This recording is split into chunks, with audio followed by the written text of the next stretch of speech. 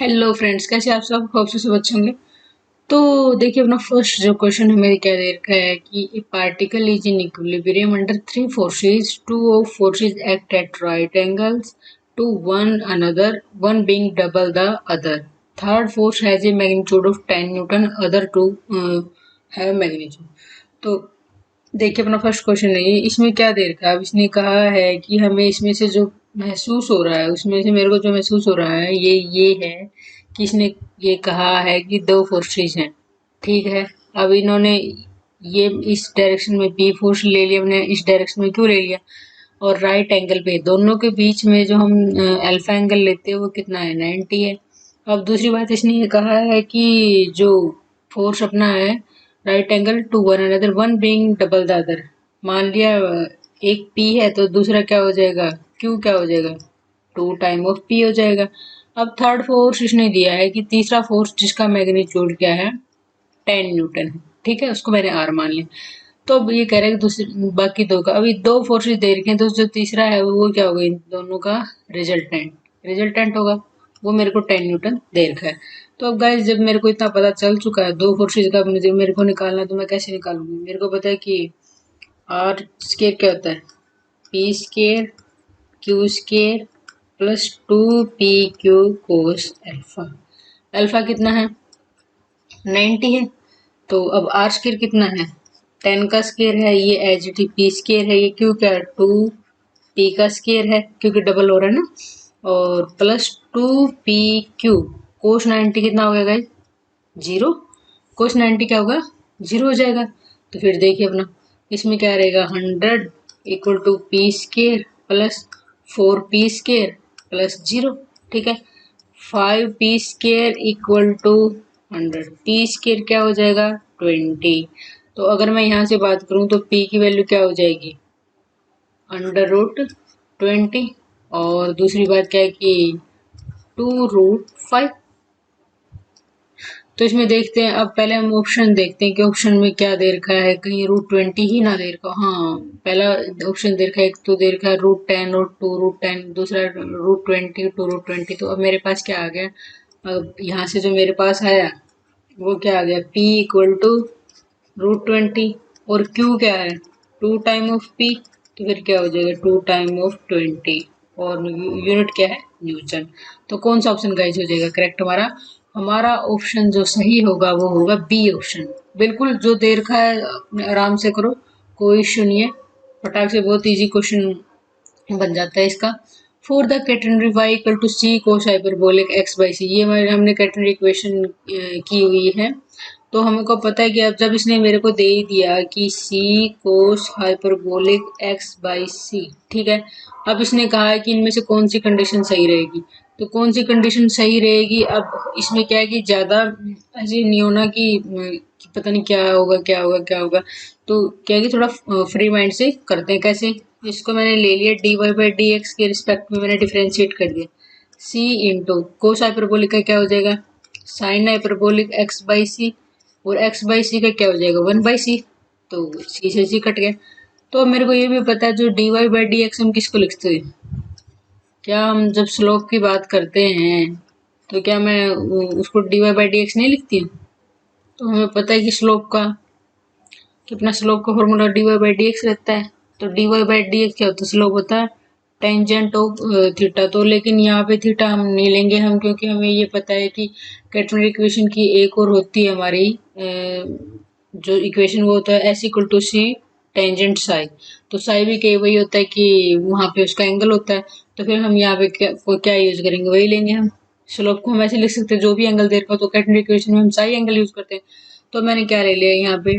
Tangent psi equal to sine hyperbolic x by c. ठीक है।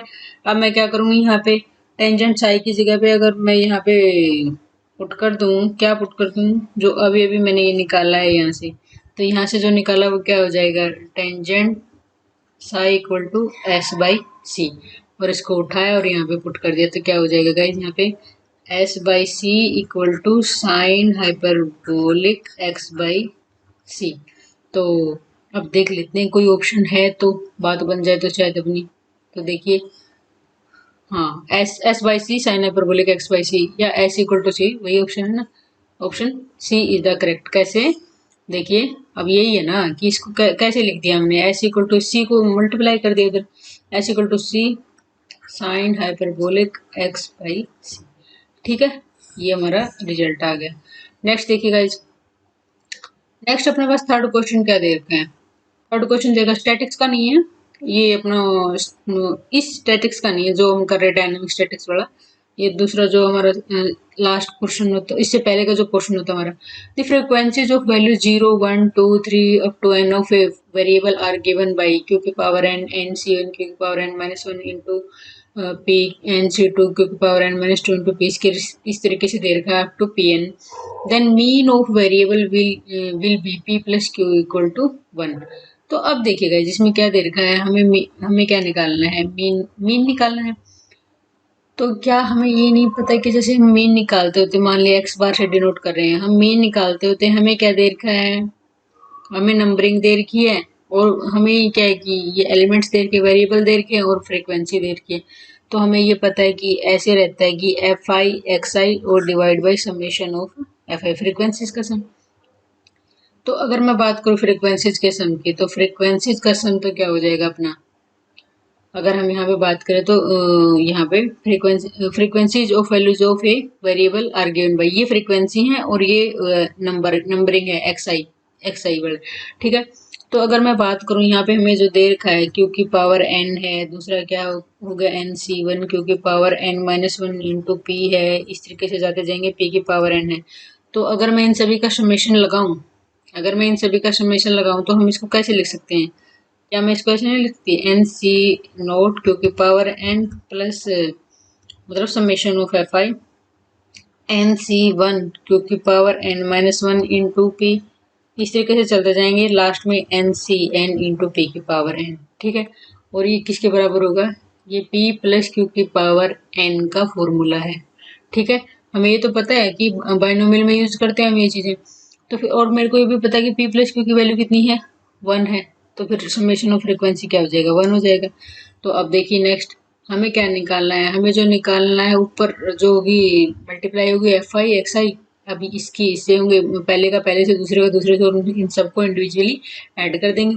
ठीक है, तो देखिए गाइस, जब इसमें हम जो करेंगे कि हमने यहाँ पे लिया कि जब मैं मीन निकालना मेरे को, तो अब ऊपर तो क्या होगा, फ्रीक्वेंसी की मल्टीप्लिकेशन होगी।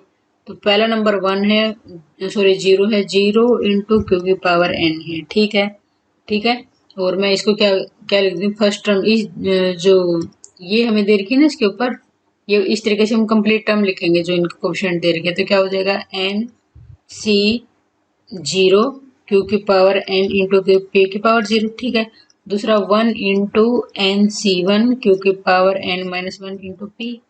ठीक है, इस तरीके से जाते जाएंगे हम, और लास्ट में हमारा क्या एनथ हो जाएगा। ठीक है, एनथ क्या हो जाएगा, N into N C N Q की पावर 0 और पी की पावर एन हो जाएगा। और दूसरी बात क्या है कि नीचे तो क्या होगा, जब ये फ्रीक्वेंसीज का सम क्या है, मेरे को 1 दे रखा है, तो ये तो नीचे तो 1 ही हो जाएगा, ये तो मैटर नहीं करता, बस एक बार लिख लूँगा, आगे नहीं लिखूंगी इसको मैं। तो अब देखिए, अगर मैं ऊपर वाले पोर्शन की बात करूं तो क्या मैं इसको ऐसे नहीं लिख सकती समेशन की फॉर्म में, ये आगे तो आर आर कौन सा है, ये एक बार 0 आ रहा है, एक बार 1 आ रहा है, नेक्स्ट टर्म में 2 आएगा, आगे एन आ रहा है, तो आर है, और नेक्स्ट क्या हो जाएगा, n c r into q की power N minus r into p की पावर आर, लिख दिया मैंने। ठीक है, और नीचे तो 1 है, उसका तो इश्यू ही नहीं है। तो आर मैं कहाँ से स्टार्ट करती हूँ, 1 से लेके एन तक की, क्योंकि 0 तो कोई मायने नहीं रख रही, 0 बन रहा है मेरे। ठीक है, तो अब मेरे को क्या है, इसको सोल्व करना है। तो अब क्या मैं इसको, अगर मैं बात करूं इसको इसको हम अगर मैं इसको खोल दूं यहाँ पे, तो क्या हो जाएगा, देखिए गाइस, आर इक्वल टू 1 से एन, तो क्या हो जाएगा, ये आर तो एज इट इज रहेगा मेरा, ऊपर क्या हो जाएगा, एन फैक्टोरियल। ठीक है, और डिवाइड बाई क्या हो जाएगा, R factorial into N minus R factorial. ठीक है, ये वाली चीज़ है। तो अब हम करेंगे इसको, और यहाँ पे अगर मैं बात करूँ, यहाँ पे अगर मैं Q की बात करूँ, तो Q को मैं क्या लिख सकती हूँ, जस्ट देखिए, अब मैं थोड़ा अरेंजमेंट कर रही हूँ इनका, तो फिर क्या Q को मैं क्या लिख सकती हूँ, n minus one minus R minus one. ठीक है, लिख दिया, इंटू पी की पावर क्या लिख दिया मैंने, r-1 इंटू पी, एक एक्स्ट्रा लिख दिया मैंने। तो अब देखिए इसको मैं सोल्व कर रही हूँ। अब यहाँ से गाइस देखिए, अब मेरा यहाँ पे आ जाएगा, इधर लिखती हूँ समेशन r इक्वल टू 1 से लेके n तक, r एज इट इज हो गया, और इंटू n इंटू ये मैं क्या करूँगी यहाँ से, n इंटू n-1 फैक्टोरियल तक गई मैं, ठीक है। और नीचे क्या हो गया, r इंटू r-1 फैक्टोरियल, और फिर n माइनस आर फैक्टोरियल तो अपना है ही, ठीक है, ठीक है। तो r से तो अपना r कैंसिल हो गया, बन गई बात। और यहाँ पे क्या हो जाएगा, अगर मैं आगे की बात करूँ यहाँ पे, तो फिर क्या हो जाएगा, q की पावर n-1 इंटू r-1, देखिए कुछ बन रहा है इसमें यहाँ पे, और इंटू p। तो फिर मैंने क्या किया, यहाँ से जो n है वो उठाया, और यहाँ से जो p है वो उठाया, इन दोनों को तो मैंने बाहर कर दिया। क्यों, क्योंकि ये r के डिपेंड ही नहीं कर रहे r पे, ठीक है। तो फिर नेक्स्ट क्या हो गया, r इक्वल टू 1 से लेके n, r इक्वल टू 1 से लेके n1 ले लिया मैंने अब की बार नई एंट्री। और जो ये n1 है ना, n1 क्या है यहाँ पे, n1 है अपना n-1, n1 क्या है, n-1। तो क्या मैं इसको ऐसा ना लिख दूं कि n1 सी r1, और r1 क्या है, r1 है r-1, तो मैंने क्या लिख दिया, नई एंट्री। तो देखिए नेक्स्ट अपने क्या लिख दिया हमने, यहाँ पे मल्टीप्लाई, तो फिर क्या हो जाएगा, ये जो n1 सी r1 लिखा है वो मैंने इसको लिखा है, ये मैंने इसको लिखा है, ठीक है। अब ये बात इसकी आ रही है, तो फिर क्या हो जाएगा, जब n-1 को n1 लिख रही हूँ, r-1 को r1 लिख रही हूँ, तो लिख देते हैं q की power n1 minus r1 into p की पावर r1। तो अब देखिए, जो हम अगर मैं बात करूँ इसकी मीन की np, और इसको एक बार दोबारा लिख देती हूँ, r इक्वल टू 1 से लेके n1 तक जा रहा है, n1 c1 r1। देखिए इसको थोड़ा सा दिमाग में बैठाने की कोशिश कीजिए, n1 minus r1 into p की पावर r1, मतलब ये है कि जो पहले और क्या है इसमें, q और p की फॉर्म में ही है, तो क्या मैं इसको ऐसे नहीं लिख सकती, p प्लस क्यू की पावर n1, जो पहले था फ्रीक्वेंसी जो थी n तक जा रहा था, है ना, और तो उसमें वो था, और अब इसमें क्या है कि p प्लस क्यू का एक्सपेंशन हमने खोल दिया, और कहाँ तक कितनी टर्म है, n1 है। तो चाहे एक्सपेंशन कहीं तक भी जाए, हमें ये पता है p प्लस क्यू की वैल्यू कितनी है, 1 है। तो p प्लस क्यू की वैल्यू क्या है गाइस, 1 है। तो फिर क्या हो जाएगा, x bar equal to N P, ये मेरा क्या आ जाएगा, मीन आ जाएगा। तो देखिए गाइस, है क्या कोई ऑप्शन में एन पी, ठीक है। तो option B is the correct answer, ठीक है। नेक्स्ट गाइस, नेक्स्ट क्वेश्चन जो हमें दे रखा है, थोड़ा सा बड़ा होगा, ये एक्चुअली कि समझाते हैं ना तो तब बड़ा हो जाता है, जब आप करोगे तब आपके लिए बहुत ईजी रहेगा। तो नेक्स्ट है, इस शिप मूविंग ए वेलोसिटी 12 किलोमीटर पर आवर, एक जहाज है जो क्या है कि 12 किलोमीटर प्रति घंटा की स्पीड से चल रहा है, टुवर्ड्स नॉर्थ, नॉर्थ की तरफ, उत्तर दिशा में। Another ship which is 10 kilometre east of this ship, ये कह रहा है कि दूसरा जो जहाज है वो 10 किलोमीटर दूर है ईस्ट में, पूर्व पूर्व दिशा में 10 किलोमीटर दूर है वो, ठीक है। मूविंग विद वेलोसिटी, और उसकी वेलोसिटी 16 किलोमीटर प्रति घंटा है, टुवर्ड्स वेस्ट। और पहले वो क्या 10 किलोमीटर शुरू में जो उसकी स्थिति है, 10 किलोमीटर वो पूर्व की तरफ है, लेकिन ये कह रहा है कि वो 16 किलोमीटर प्रति घंटा की स्पीड से वो वेस्ट की, पश्चिम की तरफ जा रहा है। After some time they are at the minimum distance from each other, एक टाइम के बाद वो क्या है कि मिनिमम दूरी पे होंगे। What is the minimum distance between them at that time, अब मेरे को ये बताना है कि उस टाइम पे मिनिमम डिस्टेंस कितनी होगी। तो सबसे पहले तो मैं डायग्राम बना लेते हैं कि एक जहाज है, वो 12 किलोमीटर प्रति घंटा की स्पीड से उत्तर दिशा में जा रहा है, ठीक है। मान लिया वो पी पॉइंट पे पहुंच गया। दूसरा क्या है कि वो जहाज है पूर्व की दिशा में 10 किलोमीटर है, ये ओ से लेके ए है, ए तक है, 10 किलोमीटर है वो, ठीक है। उसके बाद ये कह रहा है कि 16 किलोमीटर प्रति घंटा की स्पीड से वो पश्चिम की तरफ जा रहा है। अब मेरे को ये पता है कि जो पश्चिम डायरेक्शन इधर होगी, तो ये 10 किलोमीटर प्रति घंटा की स्पीड से जा रहा है। तो ये इसने क्या है, ये इतनी दूरी तय की है, ये इतनी दूरी तय ये इतनी दूरी तय करने के बाद, तो अब हमें ये तो बताना है कि after some time they are at minimum distance. तो मैं मान लेती हूँ कि जब वो ए से क्यू पॉइंट पे है, जब वो ए से क्यू पॉइंट पे आया तो पी उस टाइम पे पी और क्यू के बीच की जो डिस्टेंस होगी वो मिनिमम होगी। पी और क्यू के बीच की जो डिस्टेंस होगी वो मिनिमम होगी और वही हमें निकालना। तो देखिए कैसे करें। देखिए सबसे पहले हम निकाल लेते हैं ओपी, फिर ओ क्यू निकाल लेते हैं, ए क्यू निकाल लेते हैं, कितना टाइम लगेगा। तो देखिए सबसे पहले जब मैंने यहाँ पे किया कि जो मैं फर्स्ट पॉइंट ले रही हूँ, मेरे को क्या निकालना है, मेरे को निकालना है ओपी। ठीक है, ओपी क्या है, डिस्टेंस है। तो मेरे को पता है कि जो डिस्टेंस का फॉर्मूला क्या होता है, डिस्टेंस का फॉर्मूला क्या होता है, डिस्टेंस का फॉर्मूला होता है वेलोसिटी इनटू टाइम। ठीक है, अब मेरे को पता है जो ये ओपी डिस्टेंस है, वेलोसिटी कितनी, 12 किलोमीटर प्रति घंटा। टाइम टाइम का तो मेरे को भी क्या है, पता नहीं है। तो 12 गुणा टी। ठीक है, तो फिर क्या आ जाएगा, जो ओपी की वैल्यू आई हमारी हमारी आई जो वो आई 12 टी। ठीक है, ये होगी। अब मेरे को दूसरा जो पॉइंट निकालना है, दूसरा जो मैं पॉइंट निकालूं, अगर ए क्यू की बात करूं, ए क्यू डिस्टेंस की कितनी कितनी दूरी आने के बाद, कितनी दूर आने के बाद ये पी और क्यू सबसे इनके बीच में सबसे कम फासला होगा। ठीक है, तो ए क्यू की अगर मैं बात करूँ तो मेरा क्या हो जाएगा, स्पीड कितनी है, 16 किलोमीटर प्रति घंटा। और टाइम कितना है, टाइम तो मेरे को पता ही नहीं है अभी कितना लगा, टी हो गया। दूसरी मेरी ये इक्वेशन होगी। ठीक है, अब देखिएगा जी मेरे को क्या निकालना है, मेरे को निकालना है ओ क्यू। ओ क्यू निकालना है। तो अगर मैं ओ क्यू की बात करूं, ओ क्यू, तो ओ क्यू कैसे निकल सकता है, ओ ए और माइनस ए क्यू, है ना। क्या हो जाएगा, ओ ए माइनस, सॉरी, ओ ए पूरी डिस्टेंस और माइनस ए क्यू लेंगे तो वही ना जो हमें पता है। ओ ए कितना है, ओ ए मैंने हम स्टेटमेंट में ही बोला था कि 10 किलोमीटर है। ठीक है, और ए क्यू डिस्टेंस क्या है, अभी निकाल ली है, 16 पी है मेरे पास। ठीक है, तो ओ क्यू आ गया। अब देखिए गाइस, जब मेरे को मैं अगर बात करूं, ये क्या है कि डायरेक्शन तो अपनी क्या परपेंडिकुलर है, ये तो 90 का कोण हो गया। तो मेरे को ओ क्यू पता चल गया और ओ पी पता चल गया, तो मैं पी क्यू ना निकाल लूं, पी क्यू निकाल लूंगी। तो पी क्यू जब मैं निकाल लूंगी तो क्या एक तरीके से ऐसे फॉर्मूला में पाइथागोरस नहीं लग जाएगा मेरा, कैसे हो जाएगा, पी क्यू का स्केयर क्या हो जाएगा मेरे पास, ओ पी का स्केयर प्लस ओ क्यू का स्केयर, ओ पी का स्केयर प्लस ओ क्यू का स्केयर। तो ये पी क्यू और मेरे को क्या पी क्यू की मिनिमम निकालनी है। तो पी क्यू का स्केयर क्या हो जाएगा गाइस, देखिए पी क्यू का स्केयर हो जाएगा, ओपी की वैल्यू पुट कर दो, ओपी की वैल्यू क्या है गाइस, देखिए ओपी की वैल्यू है 12 टी, तो 12 टी का स्केयर। ठीक है, ओ क्यू की वैल्यू कितनी है, 10 - 16 टी का स्केयर, ये हो गया।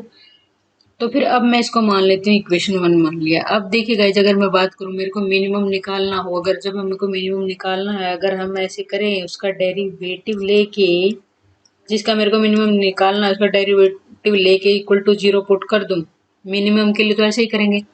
तो फिर क्या हो जाएगा, वहां से हमारा मिनिमम निकल सकता है, पॉइंट मिल जाएगा मेरे को।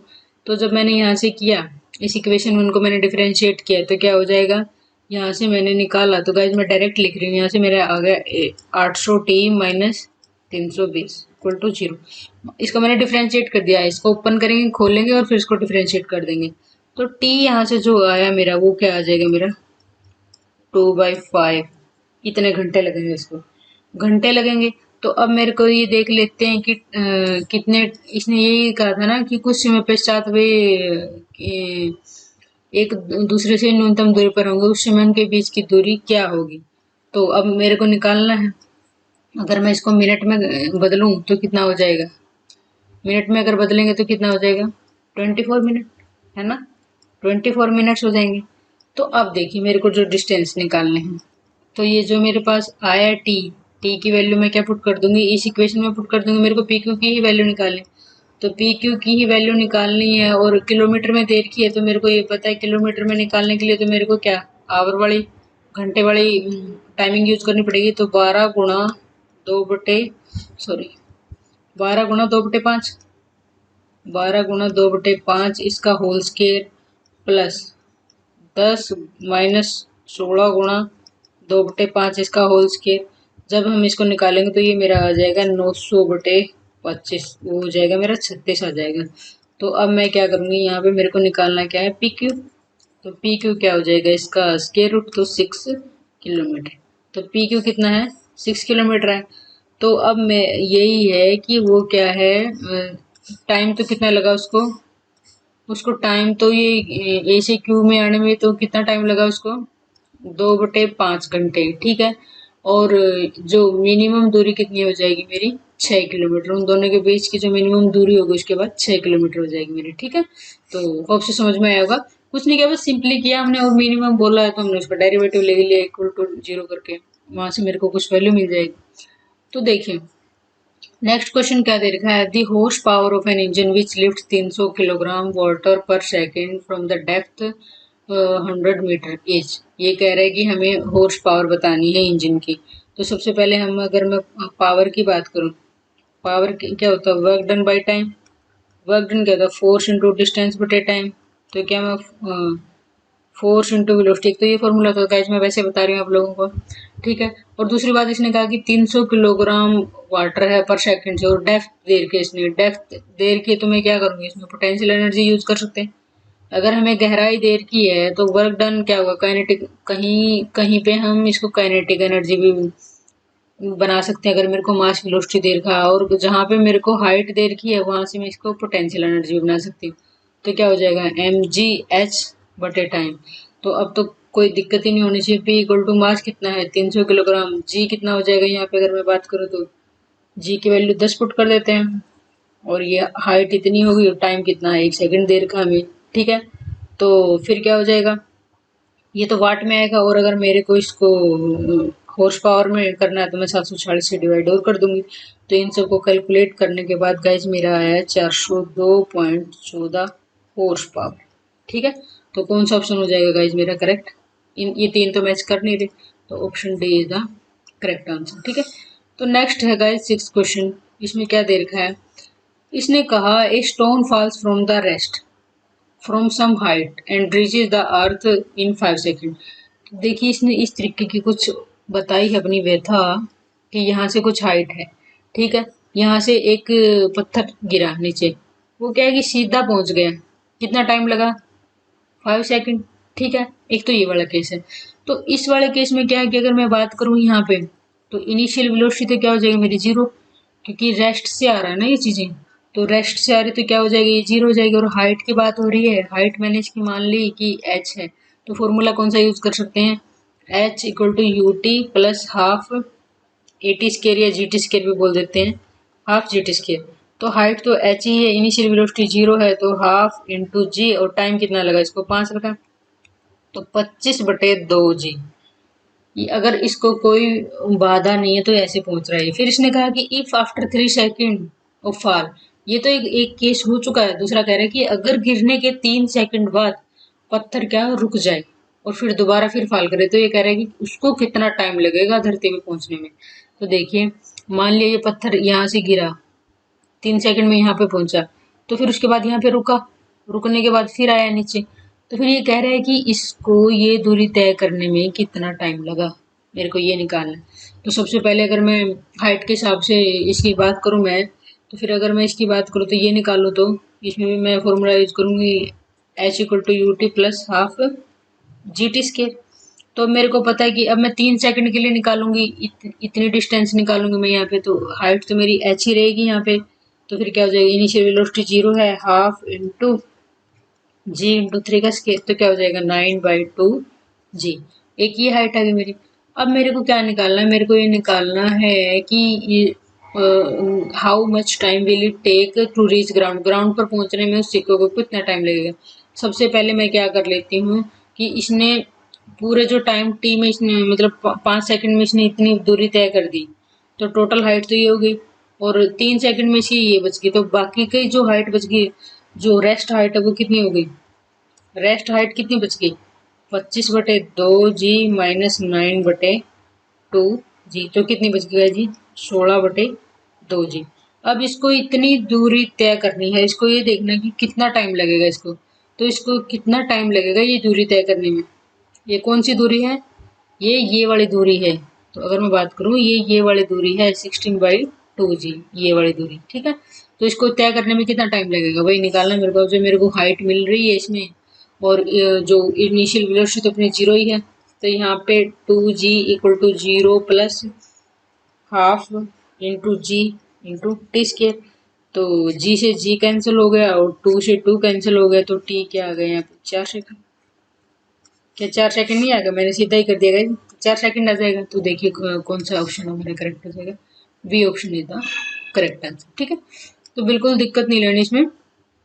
तो नेक्स्ट है अपने पास जो क्वेश्चन दे रखा है, हमें क्या दे रखा है, the extremities of a heavy string of length 12। जो एक स्ट्रिंग दे रखा है, एक डोरी दे रखी है, उसकी मेरे को लंबाई दे रखी है 2L, 2L लंबाई दे रखी है, एंड वेट इज 12W। उसका जो वजन है मेरे को दे रखा है 12W, भार भार उसका कितना दे रखा है 12W, are attach to 2 small rings which can be slide on a fixed wire, जो कि फिक्स वायर पे स्लाइड हो रहे हैं। each of these rings is acted on by a horizontal force equal to LW। the distance between the ring is distance between the ring निकालना है मेरे को। ठीक है, तो अब देखिए इसने क्या कहा, ये मेरे पास स्ट्रिंग है और ए बी इस पे ये लटकी हुई है, ए और बी पॉइंट पे। तो कह रहा है कि इस जो डोरी की जो लेंथ है 12 है, वो एल ये होगी और एल ये होगी, इस तरीके से बोल दिया इसने। ठीक है, तो अब हम ये कैटेगरी इक्वेशन में हम कर भी चुके हैं सारी चीजें कि यहाँ पे होता है, तो जो टेंशन है यहाँ पे क्या होती है, नो टेंशन होती है। तो देखिए मैं बता रही हूँ, जो हमारे यहाँ पे इसने दे रखी टेंशन LW, और जो हम करते हैं स्टैंडर्ड वो क्या होती है, वो CW होती है टेंशन। ठीक है, तो यहाँ पे C की जगह पे L यूज कर रखा है। ठीक है, एक चीज तो ये होगी हमारी। तो अब ये इसने बोला है कि हमें निकालना क्या है, हमें निकालना है डिस्टेंस बिटवीन द रिंग के बीच की डिस्टेंस निकालनी है। और इसने ये कह रखा, इसने क्या बोल रखा है, इसने बोल रखा है कि इसकी जो स्ट्रिंग है मेरा, ये इसकी लेंथ कितनी देर की 2L है। तो अब मैं अगर मैं बात करूँ स्ट्रिंग की, तो हम क्या बोल देते हैं 2S इक्वल टू, जो इसने बोल रखा है 2S इक्वल टू 2L हो जाएगा। 2S में भी तो यही है, आर्क है ना ये मेरी, तो एक तरीके से तो आर्क है, तो ये क्या होगी टोटल डिस्टेंस 2S है, और दे में क्या 12 रखी है। तो मेरा कहने का मतलब ये है कि S की जगह पे हम रिप्लेस करेंगे L को, और C की जगह पे भी हम रिप्लेस करेंगे L को। क्यों करेंगे, क्योंकि हमारी स्टैंडर्ड जो डेफिनेशन करते होते हैं हम उसमें कर रहे थे। ठीक है, तो नेक्स्ट गाइज अब मेरे को पता है कि जो हमें दे रखा है, एक तो गाइज हमने यूज की थी कि जो कैटेगरी इक्वेशन होती है वो क्या होती है, standard form S equal to C tangent side. तो S की जगह पे भी L है और C की जगह पे भी L है, तो L इक्वल टू L, इसको देने का मकसद ये है। ठीक है, तो फिर क्या हो जाएगा, tangent psi equal to 1, which implies जो साई जो एंगल होगा वो कितना होगा 45। तो 45 होगा, अब हमें यूज कहाँ करना है, अब देखिए यूज कहाँ करना है। तो हमें ये पता है कि एक और कैटेगरी इक्वेशन में एक पार्ट और हमने किया था कि x equal to C log of secant psi plus tangent sine किया था। ठीक है, तो अब इसमें क्या, सी की वैल्यू पता है, सीकेंट साई की इनकी भी वैल्यू पता है, सी की वैल्यू कितनी है एल है, और लॉग ऑफ क्या हो जाएगा नेक्स्ट अपना, log of secant 45 plus tangent 45। ठीक है, ये किया। ये गाइस देखिए इसमें ये अपना कैटेगरी इक्वेशन में जब हम सोल्व करते होते हैं, इसका प्रूफ करते होते हैं, तो बीच में एक रिजल्ट आता होता है ये, इसको हम लर्न करेंगे डायरेक्ट, क्योंकि अब आपने देखा ना डायरेक्ट यूज होगा मेरा एल, तो क्या हो जाएगा log ऑफ क्या हो जाएगा ये √2, और टेंजेंट 45 क्या होता है 1 होता है। तो फिर मेरा x इक्वल टू क्या आ जाएगा, x equal to L log √2 plus 1। तो देखिए कौन सा ऑप्शन करेक्ट है, option C is the correct answer. ठीक है, option C is the correct answer हो गया मैम। तो नेक्स्ट गाइस 8th क्वेश्चन क्या दे रखा है इसने, 8th क्वेश्चन हमें दिया है, इसने कहा कि reverse effective forces acting on each particle of a body external forces of the system are. ये कह रहा है कि अब रिवर्स इफेक्ट ऑफ फोर्सेज, जैसे उसमें यही बोल रखा था ना कि अगर 3 फोर्सेज एक ही, अगर मान लिया काम कर रहे हैं, एक पार्टिकल पे काम कर, बॉडी के हर एक पार्टिकल पे काम कर रहे हैं, तो वो इक्विलिब्रियम में होंगे। तो ये कह रहे हैं कि रिवर्स इफेक्ट में क्या रहेगा, कि reverse effective forces acting on each particle of a body and external forces of the system are infinite होंगे, इक्विलिब्रियम होंगे, इक्वल टू ईच अदर होंगे, नन होंगे। तो चाहे रिवर्स इफेक्ट हो चाहे कुछ भी हो गाइस, वो क्या होंगे हमारे इक्विलिब्रियम में ही रहेंगे। ये तो कन्वर्स भी ट्रू होता है उसका रिजल्ट का। ठीक है, तो नेक्स्ट है इसमें नेक्स्ट क्वेश्चन जो है 9th क्वेश्चन हमें क्या दे रखा है, हमें ये दिया है कि moment of inertia of an elliptic area of mass M है उसका इलिप्टिक एरिया का, और end semi axis A and B about diameter of length 2r। हमें जो मोमेंट ऑफ इनर्शिया निकालना है, तो इसने ये कहा है कि अगर मान लीजिए ये इलिप्स देखा है, ठीक है, तो ये क्या हो जाएगा, ये मेजर एक्सिस है, ये इसकी लेंथ ए है और इसकी लेंथ बी दे रखी है, इसने ये बोला इसका मास एम है। हमें मोमेंट ऑफ इनर्शिया निकालना है about diameter of length, length के डायमीटर के अबाउट हमको मोमेंट ऑफ इनर्शिया निकालना। तो वो क्या होगा गाइस, तो हम इसमें क्या है, हमने थ्योरी में बताया था मैंने, तो इसका जो मोमेंट ऑफ इनर्शिया हम क्या करेंगे, जैसे कुछ होते हैं कि हमें लर्न नहीं करने पड़ते हैं, हम पॉसिबल करेंगे कि जितने हो उसके हम क्या है, इनके थोड़ा सा ध्यान रखें इन चीज़ों का। तो जो मोमेंट ऑफ इनर्शिया होगा वो हमारा होगा यहाँ पे हाफ, वो हो जाएगा हमारा 1/4 m a² b² ठीक है। तो कौन सा ऑप्शन होगा, ए ऑप्शन। ये तो गाइस आपको डायरेक्ट ही थोड़ा सा देखना पड़ेगा, क्योंकि इनमें थोड़ा ज्यादा सही रहता है अगर हमें ये पता हो बस कि किसी कोरस्पॉन्डिंग निकालना है हमें, ठीक है। The centre of gravity of A solid figure formed by revolving A quadrant of ellipse about it's minor axis. तो अबाउट इट्स माइनर एक्सिस बोला है इसने, तो मतलब जैसे ही बात ये है, एलिप्स है तो ये हो गया। माइनर एक्सिस कौन सी है, ये वाई एक्सिस जो माइनर एक्सिस होती है। एक क्वाड्रेंट को हमें घुमाना है अबाउट माइनर एक्सिस, तो अबाउट माइनर एक्सिस अगर मेरे को घुमाना है तो इसका मतलब क्या हो जाएगा, तो एक्स के कोरस्पॉन्डिंग तो सेंटर ऑफ ग्रेविटी का कंपोनेंट जीरो रहेगा, जीरो ही रहेगा, क्योंकि इसके अबाउट तो घूम ही नहीं रहा, घूम तो इसके अबाउट रहा है, तो सारा सेंटर ऑफ ग्रेविटी, जो सेंटर ऑफ ग्रेविटी का पॉइंट होगा इस लाइन पे ही होगा मेरा। तो फिर वो दूसरा क्या हो जाएगा, वाई ये मेरा हो जाएगा 3/8, इसके अबाउट घूम रहा है वो 3/8 p। तो कौन सा ऑप्शन हो जाएगा, option A is the correct. और अगर हमें बोल देता कि मेजर एक्सिस के, अगर हमें बोल देता कि मेजर एक्सिस के अबाउट निकाल लो सेंटर ऑफ ग्रेविटी का पॉइंट, तो मेरा ये हो जाता, मेजर एक्सिस तो ये है मेरी, तो फिर क्या हो जाता, फिर इसका कोई रोल नहीं रहता, सिर्फ इसका रहता, तो वाई तो जीरो रहता और एक्स का मेरा क्या हो जाता, वो मेरा हो जाता 3/8 बस। क्या हो जाता, मेजर एक्सिस की जो लेंथ होती है वो 2a होती है और माइनर एक्सिस की जो लेंथ होती है वो 2b होती है। तो फिर जब मैं इसके कोरस्पॉन्डिंग निकाल रही थी तो मेरा ये आया था, और अगर मैं इस एक्सिस के कोरस्पॉन्डिंग निकालूंगी तो मेरा ये आ जाएगा, ठीक है। तो फिर ऑप्शन दूसरा करेक्ट हो जाएगा, ठीक है गाइस। होप सो आप लोगों को पसंद आया होगा। तो मिलते हैं नेक्स्ट लेक्चर में, तब तक के लिए जय हिंद जय भारत।